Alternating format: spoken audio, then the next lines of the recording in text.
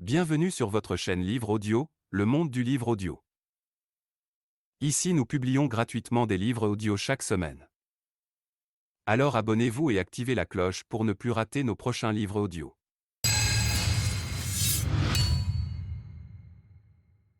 Chapitre 6. Le corps subtil. L'être est votre moi le plus profond. Vous avez souligné combien il est important d'être profondément enraciné ou d'habiter son corps. Pouvez-vous élaborer davantage? Le corps peut devenir un point d'accès au domaine de l'être. Parlons-en plus en détail. Je ne suis pas encore tout à fait certain de bien comprendre ce que vous entendez par l'être. De l'eau? Que entendez-vous par là? Je ne comprends pas, voilà ce que dirait un poisson s'il avait un esprit humain. S'il vous plaît, cessez de vouloir comprendre l'être. Vous avez déjà eu des aperçus significatifs de ce qu'il est, mais le mental essaiera toujours de le faire entrer de force dans une petite boîte et de l'étiqueter. C'est impossible.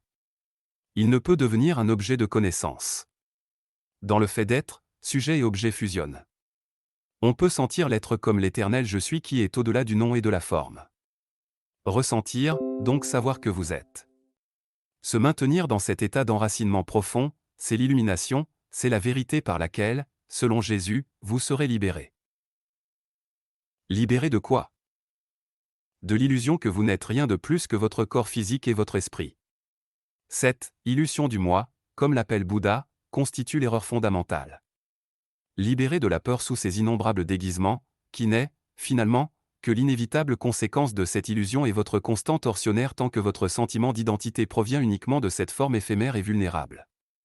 Et libéré, aussi, du péché, qui est la souffrance que vous vous infligez inconsciemment à vous-même ainsi qu'aux autres, aussi longtemps que ce sentiment illusoire d'identité gouverne ce que vous pensez, dites et faites. Au-delà des mots. Je n'aime pas le mot péché. Il sous-entend que je suis jugé et trouvé coupable. Je comprends. Au cours des siècles, par ignorance, à cause d'un malentendu ou d'un besoin de contrôle, on a attribué à des termes tels que celui de péché de nombreux points de vue et interprétations erronées. Par contre, ces mots renferment un noyau de vérité. Si vous ne réussissez pas à voir au-delà de ces interprétations et à reconnaître ce que le terme désigne en réalité, ne l'utilisez pas. Ne vous arrêtez pas au mot.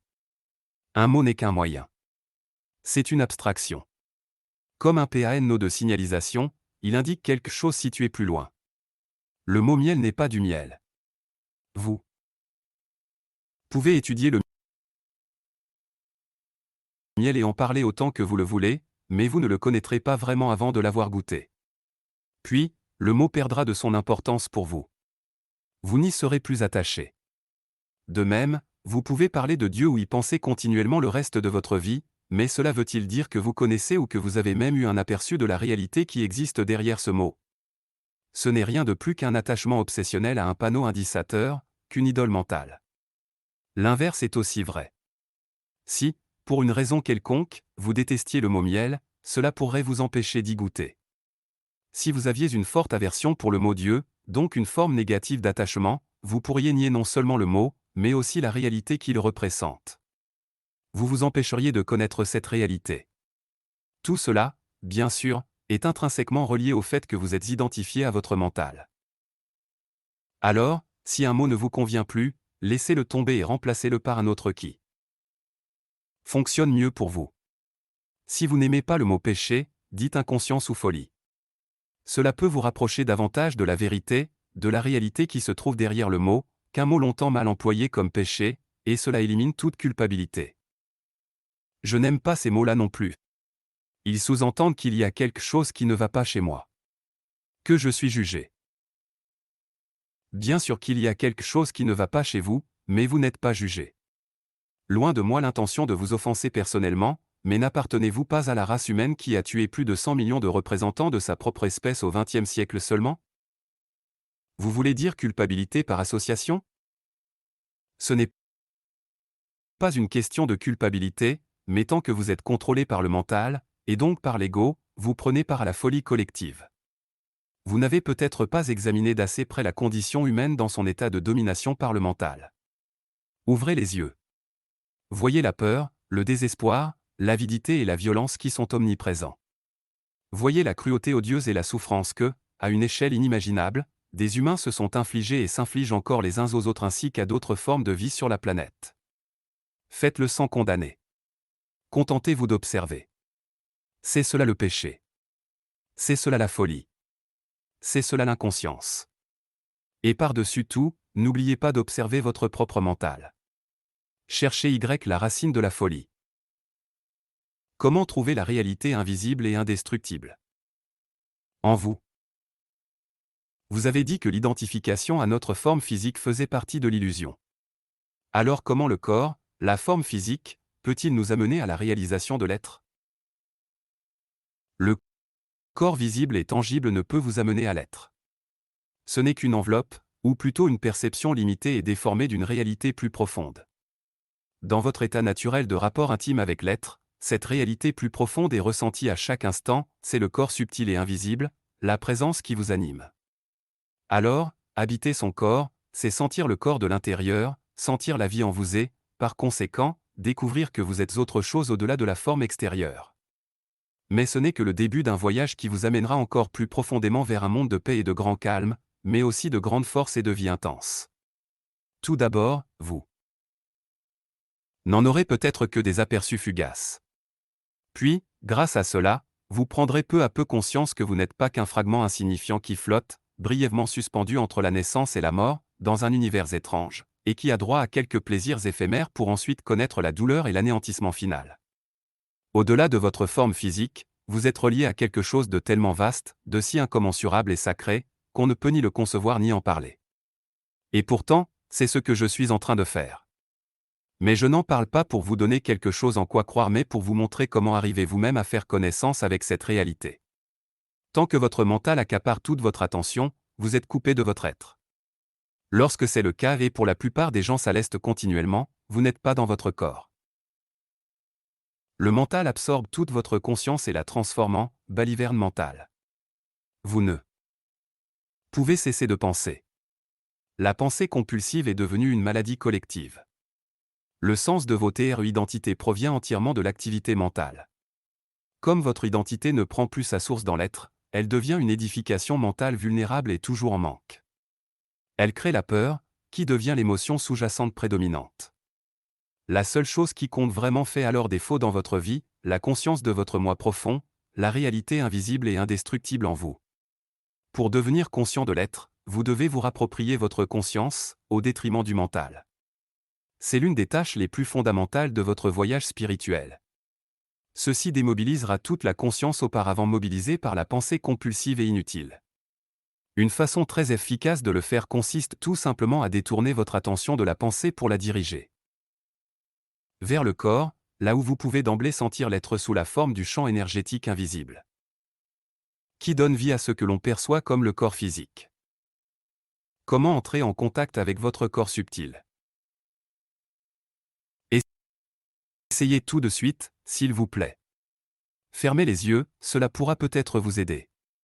Plus tard, quand il vous sera devenu facile et naturel d'être dans le corps, ceci ne sera plus nécessaire. Dirigez votre attention sur le corps. Sentez-le de l'intérieur. Est-il vivant? Sentez-vous la vitalité dans vos mains, vos bras, vos jambes, vos pieds, votre abdomen, votre poitrine? Sentez-vous le subtil champ énergétique qui infuse tout votre corps et vitalise chaque organe et chaque cellule? Le sentez-vous simultanément dans toutes les parties du corps comme un seul et unique champ énergétique? Maintenez votre attention sur votre corps subtil pendant quelques instants. Ne vous mettez pas à y penser. Sentez-le seulement. Plus vous y accordez d'attention, plus la sensation se clarifie et s'intensifie. Vous aurez l'impression que chacune de vos cellules se vivifie et, si vous êtes très visuel, il se peut que vous perceviez votre corps sous la forme d'une image lumineuse. Même si une telle image peut temporairement vous aider, accordez davantage d'attention à la sensation qu'à toute image pouvant se présenter. Peu importe sa beauté ou sa force, une image a déjà une forme définie. Elle empêche donc la sensation de s'approfondir. La sensation que vous avez de votre corps subtil ne correspond en fait à aucune forme, elle n'a aucune limite et est insondable. Vous pouvez l'approfondir à volonté. Si vous ne sentez pas grand-chose à cette étape-ci, accordez votre attention à tout ce que vous pouvez sentir. Peut-être s'agit-il d'un léger picotement dans vos mains ou dans vos pieds. Cela suffit pour l'instant. Fixez simplement votre attention sur cette sensation. Votre corps s'anime. Nous continuerons l'exercice un peu plus tard. Ouvrez les yeux, tout en maintenant partiellement votre attention sur votre corps énergétique et en regardant autour de vous dans la pièce. Le corps subtil joue le rôle de charnière entre votre identité forme et votre identité essence, votre véritable nature. Ne rompez jamais le contact avec lui. La transformation par le corps. Pourquoi la majorité des religions ont-elles condamné ou nié le corps? On dirait que les chercheurs de la spiritualité ont toujours considéré le corps comme un obstacle ou même comme un péché. Pourquoi y a-t-il si peu de chercheurs de la spiritualité qui trouvent? Sur le plan corporel, les humains sont très proches des animaux.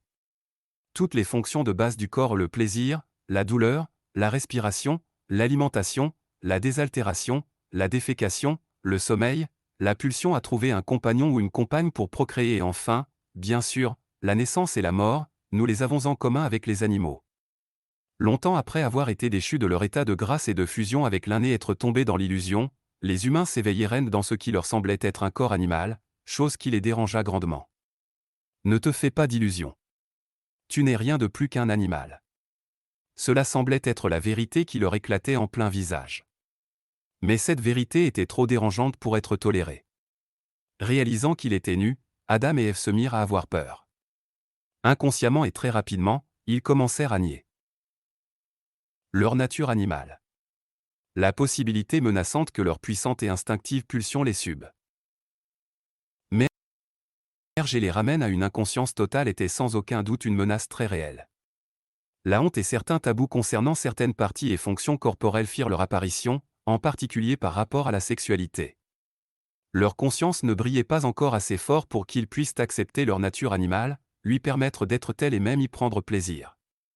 Sans parler du fait qu'il aurait pu s'y investir profondément et y découvrir le divin qui s'y cache, la réalité derrière l'illusion. Alors ils ont fait ce qu'ils devaient faire.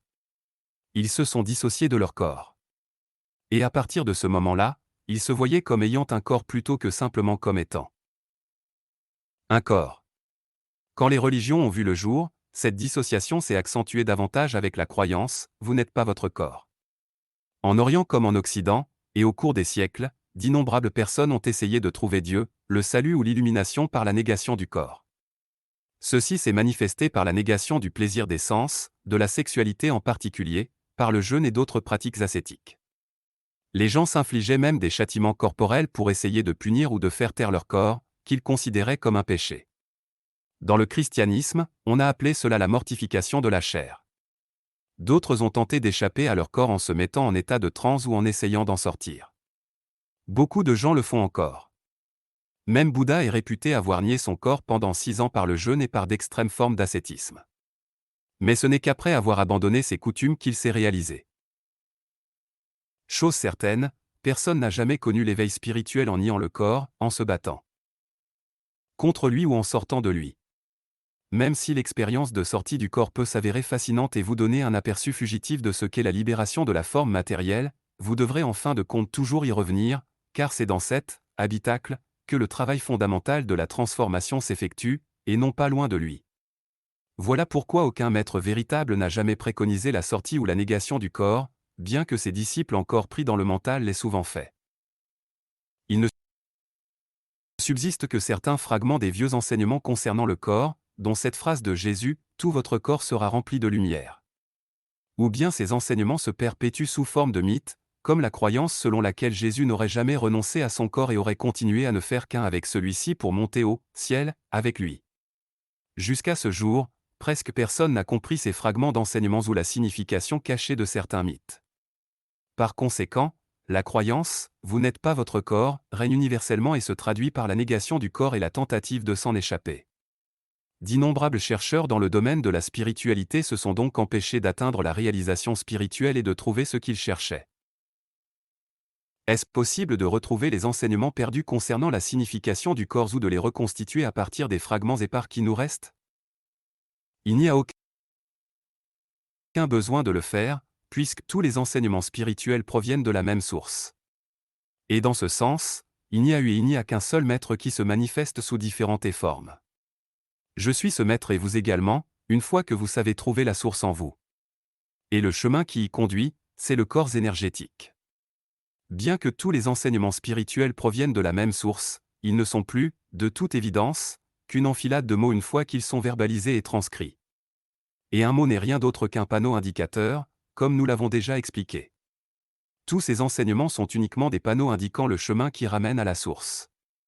J'ai déjà parlé de la vérité cachée à l'intérieur de votre corps, mais je vais vous résumer à nouveau les enseignements perdus des maîtres. Et ceci constituera un autre panneau indicateur. Effort. Êtes-vous, s'il vous plaît, de sentir votre corps subtil pendant que vous lisez ou écoutez. Sermon sur le corps. Ce que vous percevez comme une structure physique dense et nommée le corps, qui est sujet aux maladies, à la vieillesse et à la mort, n'est pas réel en fin de compte. Ce n'est pas vous. C'est une fausse perception de ce qu'est votre essence véritable, qui se situe au-delà de la naissance et de la mort. Cette impression erronée est le fruit des limites de votre mental qui, parce qu'il a perdu tout contact avec l'être, fait du corps la preuve de sa croyance illusoire en la division et justifie ainsi son état de peur. Mais ne vous détournez pas pour autant du corps, car sous ce symbole d'impermanence, de limite et de mort que vous percevez comme la création chimérique de votre mental se dissimule la splendeur de la réalité essentielle et immortelle de ce que vous êtes. Ne fixez pas votre attention ailleurs que sur le corps lorsque vous cherchez la vérité, car vous ne la trouverez nulle part ailleurs. Ne vous battez pas contre le corps, car si vous le faites, vous vous battrez contre votre propre réalité. Vous êtes tout de même ce corps, que vous pouvez voir et toucher. Toutefois, il n'est qu'un fin voile illusoire qui abrite un corps subtil invisible, lui-même la porte d'accès à l'être, à la vie non manifestée. Par le corps énergétique, vous êtes inévitablement relié au grand tout non manifesté, éternellement présent et qui ne connaît ni naissance ni mort. Grâce au corps énergétique, vous ne faites qu'un avec Dieu à tout jamais. Créez en vous de profondes racines. La clé, c'est d'être en contact permanent avec votre corps subtil, de le sentir en tout temps. Ceci approfondira et transformera rapidement votre vie. Plus vous dirigez votre conscience sur le corps énergétique, plus la fréquence de ces vibrations s'amplifie, un peu comme augmente l'intensité lumineuse d'une ampoule quand vous tournez le rhéostat. À ce niveau vibratoire plus élevé, la négativité ne peut plus vous perturber et vous tendez naturellement à vous attirer des situations nouvelles qui reflètent cette fréquence vibratoire. Si vous maintenez le plus possible votre attention sur votre corps énergétique, vous serez ancré dans le présent et ne vous égarerez ni dans le monde extérieur ni dans le mental. Les pensées et les émotions, les peurs et les désirs, seront dans une certaine mesure encore présents, mais, du moins, ils ne prendront pas le dessus. Veuillez s'il vous plaît observer ce vers quoi est dirigée votre attention en ce moment. Vous êtes en train de m'écouter ou de me lire. C'est le point de mire de votre attention. Vous avez aussi une conscience périphérique du lieu où vous vous trouvez, des personnes qui vous entourent, etc. Il se peut en outre qu'une certaine activité mentale se joue autour de ce que vous entendez ou lisez, que votre mental émette des commentaires. Il n'est cependant pas nécessaire que rien de ceci retienne toute votre attention. Voyez si vous pouvez en même temps être en contact avec votre corps subtil. Maintenez une partie de votre attention vers l'intérieur. Ne la laissez pas se tourner entièrement vers l'extérieur. Sentez votre corps entier de l'intérieur, comme un seul et unique champ énergétique. Comme si vous écoutiez ou lisiez avec tout votre corps. Exercez-vous à cela au cours des jours ou des semaines à venir. N'accordez pas la totalité de votre attention au mental et au monde extérieur. Concentrez-vous sur ce que vous faites, bien sûr, mais sentez en même temps votre corps énergétique aussi souvent que possible. Restez en contact avec vos racines intérieures. Surveillez ensuite comment ceci modifie l'état de votre conscience et la qualité de ce que vous faites. Chaque fois que vous devez attendre, peu importe où, utilisez ce temps-là pour sentir votre corps subtil. De cette façon, les embouteillages et les files d'attente deviennent très agréables. Au lieu de vous projeter mentalement loin du présent, enfoncez-vous plus profondément dans le présent en occupant davantage votre corps. L'observation du corps énergétique deviendra un art, une manière totalement nouvelle de s'y vrai, un état de rapport intime et permanent avec l'être. Cette observation donnera à votre vie une profondeur que vous n'aurez jamais connue auparavant. Lorsque vous êtes bien ancré dans votre corps, il est facile de rester présent pour observer vos TR mentales. Peu importe ce qui se passe à l'extérieur, rien ne peut plus vous déranger. À moins de rester présent et habiter son corps est toujours un aspect essentiel à la présence.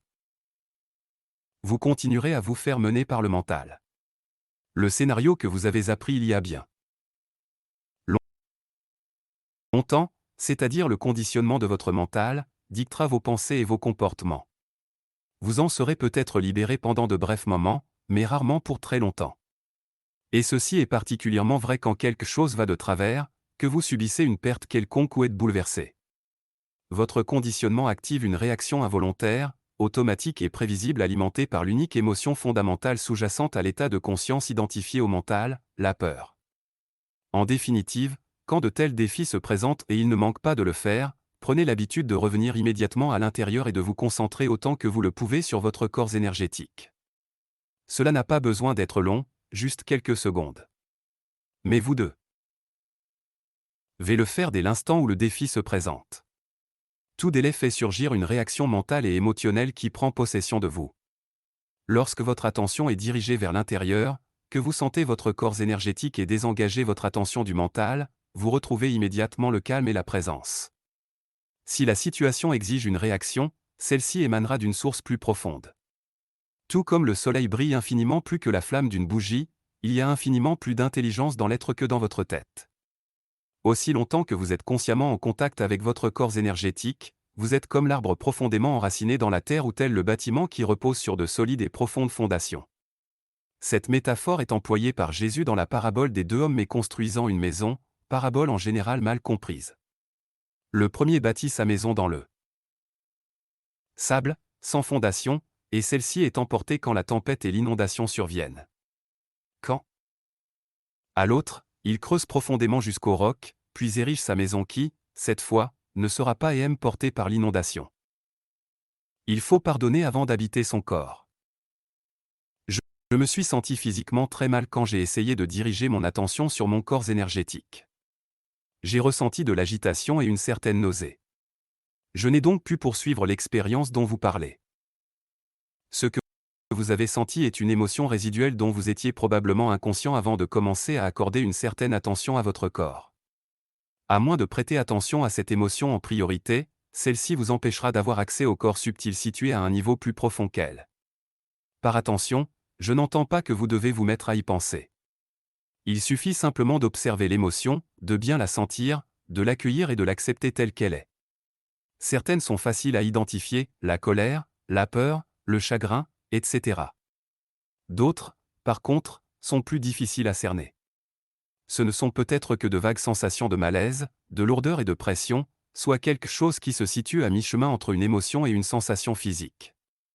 De toute manière, ce qui importe ce n'est pas tant d'y accoler une étiquette mentale que d'en conscientiser le plus possible la sensation. L'attention est la clé de la transformation, et une attention totale signifie aussi acceptation. Elle est comme un faisceau de lumière, c'est le pouvoir concentré de vos TR conscience qui métamorphose toute chose. Dans un organisme parfaitement fonctionnel, une émotion dure très peu de temps. Elle ressemble à une ondulation ou à une vague qui déferle momentanément à la surface de votre être. Par contre, quand vous n'êtes pas ancré dans le corps, une émotion peut rester en vous des jours ou des semaines, ou encore se rallier aux autres émotions ayant une fréquence semblable. Avec le temps, ces émotions se sont agglutinées et forment le corps de souffrance, un parasite qui peut vivre à l'intérieur de vous pendant des années, se nourrir de votre énergie, entraîner la maladie physique et rendre votre vie lamentable, voir chapitre 2. Concentrez-vous donc, cherchez à ressentir l'émotion et voyez si votre mental est accroché à un scénario fondé sur la récrimination, comme les reproches, l'apitoiement sur soi ou le ressenti. Et si ce scénario alimente l'émotion. Si tel est le cas, cela veut dire que vous n'avez pas part. Donner. C'est souvent à une autre personne ou à soi que l'on ne pardonne pas, mais cela peut aussi bien être une situation passée, présente ou future que votre mental n'accepte pas. Oui, on peut aussi ne pas pardonner quelque chose qui se situe dans le futur.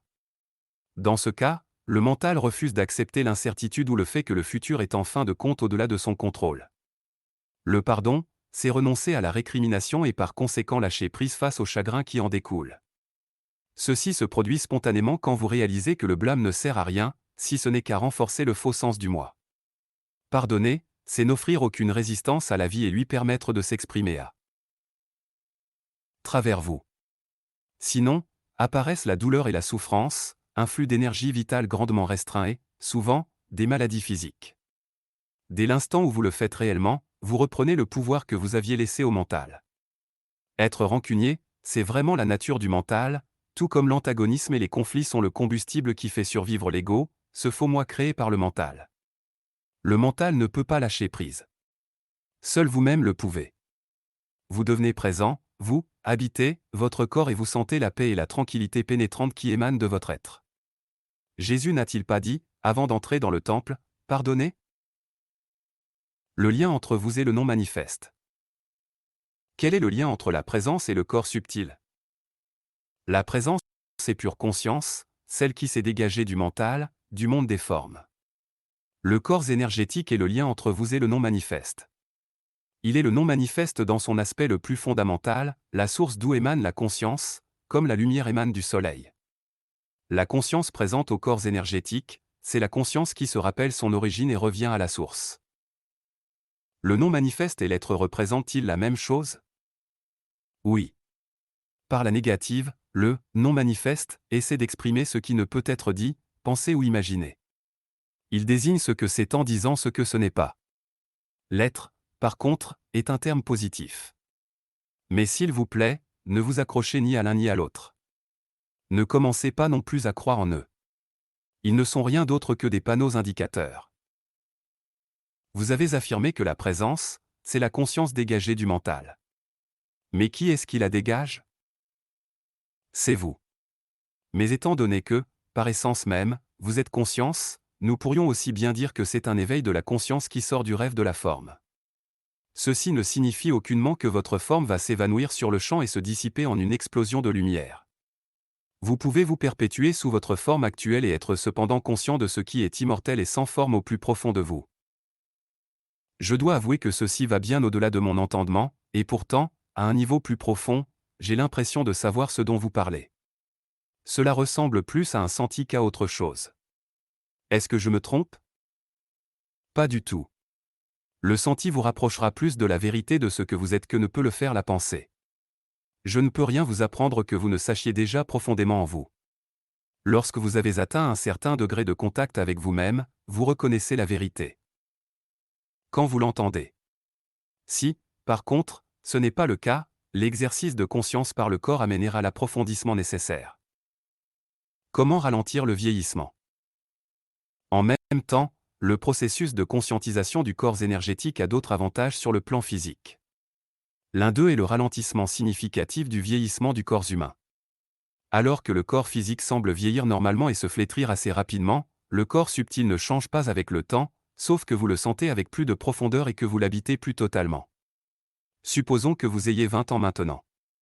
Eh bien, votre champ énergétique vibrera de la même façon et sera aussi vivant quand vous en aurez 80. Dès que vous passez de l'état habituel, piégé par le mental et en dehors du corps, à l'état, dans le corps et présent au moment qui est, votre corps physique se sent plus léger, plus dégagé, plus vivant. Étant donné qu'il y a plus de conscience dans le corps, sa structure moléculaire devient en fait moins dense. Un accroissement de la conscience se traduit par un amoindrissement de l'illusion de la matière. Lorsque vous vous identifiez davantage aux corps énergétiques intemporels qu'au corps physique, quand la présence devient votre mode habituel de conscience et que le passé et le futur n'accaparent plus votre attention, vous n'accumulez plus non plus de temps dans votre psyché et dans les cellules de votre corps. L'accumulation du temps, qui constitue le fardeau psychologique du passé et du futur, réduit grandement la capacité des cellules à se renouveler. Donc, si vous habitez votre corps énergétique, le corps physique vieillira à un rythme beaucoup plus lent. Et même s'il vieillit, votre essence intemporelle transparaîtra à travers lui et vous ne donnerez pas l'impression d'être une vieille personne. Existe-t-il des preuves scientifiques de cela? Essayez, et vous en serez la preuve. Comment renforcer le système immunitaire?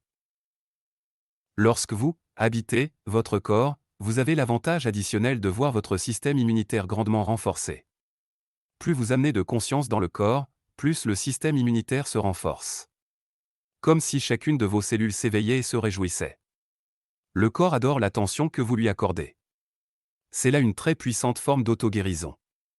La plupart des maladies s'immiscent en vous quand vous n'êtes pas dans votre corps. Si le maître est absent de la maison, toutes sortes de personnages louches viendront y squatter. Si vous habitez votre corps, les invités indésirables auront de la difficulté à y entrer. Et ce n'est pas seulement votre système immunitaire corporel qui se trouve renforcé, le système immunitaire psychique l'est également beaucoup. Ce dernier vous protège des champs magnétiques négatifs des autres, sur les plans mental et émotionnel, qui sont très contagieux. Quand vous habitez bien votre corps, c'est l'élévation de la fréquence vibratoire de tout votre champ énergétique qui vous protège et non pas l'érection d'un bouclier. Ainsi, tout ce qui vibre à une fréquence inférieure, qu'il s'agisse de la peur, de la colère, de la dépression, etc., existe dorénavant dans ce qui est virtuellement un autre ordre de réalité. Tout cela n'entre plus dans votre champ de conscience ou, si cela y entre, vous n'avez plus besoin d'y résister, car cela passe à travers vous. S'il vous plaît, ne prenez pas ce que je vous dis pour monnaie sonnante. Vérifiez-le. Il existe une méditation simple mais puissante d'auto-guérison que vous pouvez faire à tout moment, quand vous sentez le besoin de renforcer votre système immunitaire. Elle s'avère particulièrement efficace si vous la pratiquez quand vous sentez les premiers symptômes d'une maladie. Mais elle fonctionne également dans le cas de maladies déjà installées si vous vous y adonnez à intervalles réguliers et avec intensité. Elle viendra aussi neutraliser toute perturbation occasionnée à votre champ énergétique par une quelconque forme de négativité. Cela ne remplace cependant pas la pratique, instant après instant, de la présence au corps. Sinon, cette méditation n'aura que des effets temporaires. La voici. Quand vous avez quelques minutes de libre, particulièrement le soir juste avant de vous endormir et le matin juste après vous être réveillé et avant de vous lever, inondez votre corps de conscience. Fermez les yeux. Étendez-vous à plat dos. Choisissez différentes parties de votre corps pour tout d'abord y centrer brièvement votre attention, les mains, les pieds, les bras, les jambes, l'abdomen, la poitrine, la tête, etc. Aussi intensément que vous le pouvez, sentez d'abord l'énergie vitale dans ces parties du corps, en restant environ 15 secondes sur chacune d'elles. Puis, laissez votre attention parcourir à quelques reprises tout votre corps à la manière d'une vague, des pieds à la tête, et vice-versa. Cela ne prendra qu'une minute environ. Sentez ensuite votre corps énergétique dans sa totalité, comme un champ énergétique unique. Maintenez votre attention sur cette sensation durant quelques minutes. Pendant toute la durée de l'exercice, soyez intensément présent dans chaque cellule de votre corps. Ne vous inquiétez pas si le mental réussit de temps en temps à attirer votre attention sur autre chose que le corps et si vous vous perdez un peu dans vos pensées. Dès que vous le remarquez, dirigez de nouveau votre attention sur le corps énergétique. Laissez la respiration vous amener dans le corps. Quelquefois, quand mon mental a été très actif, il a acquis un tel mouvement d'entraînement qu'il m'est impossible de lui soustraire mon attention pour la tourner vers le corps énergétique et le sentir. Cela se produit en particulier quand je me laisse prendre par le scénario de l'inquiétude ou de l'anxiété. Avez-vous une suggestion quelconque? Si, à n'importe quel moment, vous éprouvez de la difficulté à entrer en contact avec le corps énergétique, il est habituellement plus facile de vous concentrer en premier lieu sur la respiration. La respiration consciente, qui est une méditation puissante en elle-même, vous remettra graduellement en contact avec le corps. Suivez votre respiration en maintenant votre attention sur l'inspiration et l'expiration. Respirez dans le corps et, à chaque inspiration et expiration, sentez comment votre abdomen se détend et se contracte légèrement. Si vous avez de la facilité à visualiser, fermez les yeux et imaginez-vous entouré de lumière ou immergé dans une substance lumineuse, dans une mer de conscience. Puis, respirez cette lumière. Sentez cette substance lumineuse emplir votre corps et le rendre également lumineux. Vous êtes maintenant dans votre corps. Ne restez pas accroché à une image quelconque. Utilisation créative du mental. Si vous devez recourir à votre mental pour atteindre un objectif précis, faites-le de concert avec votre corps énergétique. C'est seulement quand vous êtes capable d'être conscient sans penser, que vous pouvez employer votre mental de façon créative. Et la manière la plus simple de se retrouver dans cet état-là, c'est de passer par le corps. Chaque fois que vous avez besoin d'une réponse, d'une solution ou d'une idée originale, arrêtez-vous de penser pendant quelques instants en concentrant votre attention sur votre champ énergétique. Prenez conscience de votre calme intérieur. Lorsque vous reviendrez à la pensée, celle-ci sera fraîche et créative. Dans n'importe quelle activité intellectuelle, prenez l'habitude d'aller et de venir toutes les quelques minutes entre la pensée et l'écoute intérieure, le calme intérieur. On pourrait dire aussi, ne pensez pas seulement avec votre tête, pensez avec tout votre corps. L'art de l'écoute. Lorsque vous écoutez quelqu'un, ne le faites pas uniquement avec votre tête, écoutez avec tout votre corps. Sentez le champ énergétique de votre corps subtil pendant ce temps. Cela éloigne l'attention du mécanisme de la pensée et ménage un espace de calme qui vous permet d'écouter véritablement sans que le mental interfère. Ainsi, vous faites de la place à l'autre, de la place pour être. C'est le plus précieux cadeau que vous puissiez offrir à un interlocuteur. La plupart des gens ne savent pas écouter parce que la plus grande partie de leur attention est monopolisée par la pensée et non sur ce que l'autre personne est en train d'énoncer. Elle n'est pas du tout tournée vers ce qui a vraiment de l'importance, c'est-à-dire l'être qui existe derrière les mots et le mental. Et bien entendu, vous ne pouvez sentir l'être d'une autre personne si ce n'est qu'à travers le vôtre. C'est ainsi que commence la réalisation du tout, de l'un, qui est amour. Au plus profond de l'être, vous ne faites qu'un avec tout ce qui est. La majorité des relations reposent principalement sur l'interaction des mentaux, non pas sur la communication entre êtres humains, sur la communion. Aucune relation ne peut fleurir ainsi et c'est pour cette raison qu'il y a tant de conflits dans les relations. Quand le mental mène votre vie, les conflits, les antagonismes et les problèmes sont inévitables. Quand vous êtes en contact avec votre corps énergétique, il se crée une dimension de vide mental où la relation peut s'épanouir.